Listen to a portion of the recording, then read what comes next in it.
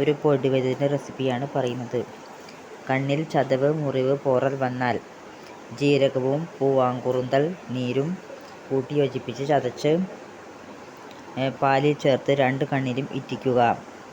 തുമ്പപ്പൂ ചതച്ച് ഇന്ദുപ്പ് കൂട്ടി 2 കണ്ണിലും ഇറ്റിക്കുക. ക്യാരറ്റ് കല്ലിൽ ഉരച്ചെടുത്ത് കണ്ണിനുമേൽ വെച്ച് കെട്ടുക.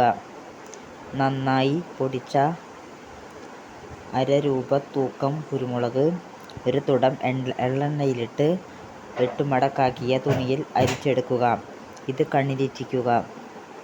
മുയൽ ചെവിയില പിഴിഞ്ഞ് കണ്ണിലൊഴിക്കുക. കൊത്തമല്ലി ചതച്ചിട്ട് തിളപ്പിച്ച വെള്ളം തണുപ്പിച്ച ശേഷം കണ്ണിലൊഴിക്കുക. ജീരകം, ചുവന്നുള്ളി, ചെത്തിപ്പൂവ് എന്നിവ സമമെടുത്ത് ചതച്ച് നീര് കണ്ണിൽ പിഴിയുക. കാട്ടുതക്കാളിയുടെ തളിരിലയിൽ നിന്ന് നീര് പിഴിഞ്ഞെടുത്ത് 2-3 തുള്ളി കണ്ണിലിറ്റിക്കുക. നന്ദ്യാർ പൂവരച്ച് നീരെടുത്ത് കണ്ണിലിറ്റിക്കുക.